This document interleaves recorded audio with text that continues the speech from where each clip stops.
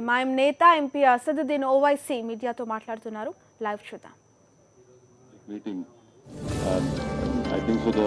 The whole purpose of coming to you is to have a good question and answer session, that you ask me questions and I reply to your pointed questions.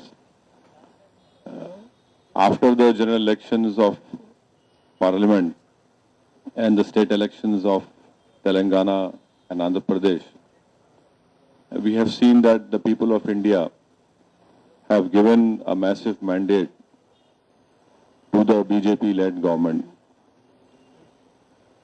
And I would reiterate what I had said in the Parliament, that the victory of NDA has broken the myth of so-called Muslim vote bank. I am of the firm opinion that from the first Lok Sabha election to this recently held 15th Lok Sabha election, there has never been a Muslim vote bank. This so-called Muslim vote bank is a figment of imagination. There has always been a majority vote bank, and various other political parties have utilized, used, exploited this majority vote bank for their narrow parochial political purposes. And I'm sure that you're going to ask me on this point. So before you ask me a question, let me answer on that in this point also. Why do I say that a Muslim vote bank was never there? Because the Muslims have never made or called me as their leader. Asaduddin Owaisi or any other Muslim leader, Muslims have not called them as their leaders. They've always looked to great leaders like Pandit Jawaharlal Nehru, Indira Gandhi, or Rajiv Gandhi, or Lalu Prasad Yadav, Mulayam Singh Yadav, Sharad Pawar, Nitish Kumar, N.T. Rama Rao, Chandrababu Naidu, Jalangam Vengal Rao, Kasu Brahman Reddy. These have been, Muslims have looked to them.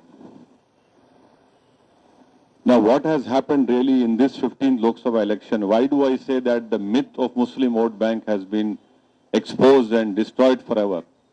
And for that, I thank Mr. Narendra Modi. Why? Because from 1956 to 2014, there has never been Muslim representation in the Lok Sabha according to the population of the Muslims of that time. The only time wherein the Muslim representation was good was in 1980, when you had 8% of Muslim MPs in the Lok Sabha. In 2014, it is only 4%. So this whole argument of calling MIM a communal party, it falls on its first step itself.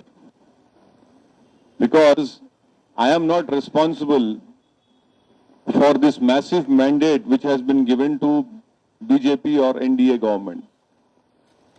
I am not responsible for Muslim representation in the Lok Sabha coming down. It was 28, it has come down to 22 now. So what we have seen after the Lok Sabha elections is that BJP has no Muslim MP, and within the NDA of 300 odd MPs support which they have, apart from 280 is only one Muslim MP is from Mr. Ram Vilas Paswan party, and then throughout NDA don't have any Muslim. And why is it a cause of concern for all Indians? It is a cause of concern for all Indians because India is a diverse country and the ethos of this country is its diversity, its pluralism. And if the diversity of India is not represented in the biggest panchayat of our land, that is Lok Sabha, then it is not good for our democracy. And please remember that when after independence in the Constituent Assembly, when H.C. Mukherjee's resolution in the subcommittee of minorities was being discussed, it was none other than Vallabh who said to the Muslims of India, he said, have trust in us. We are building one nation. Have trust in us. Have faith in the majority community. Have belief in us. And the then Prime Minister said that this assurance to the Muslims or minorities is an act of faith.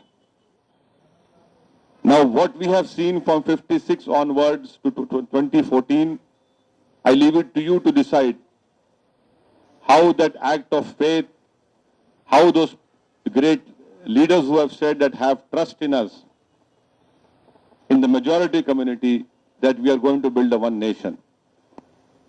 There is a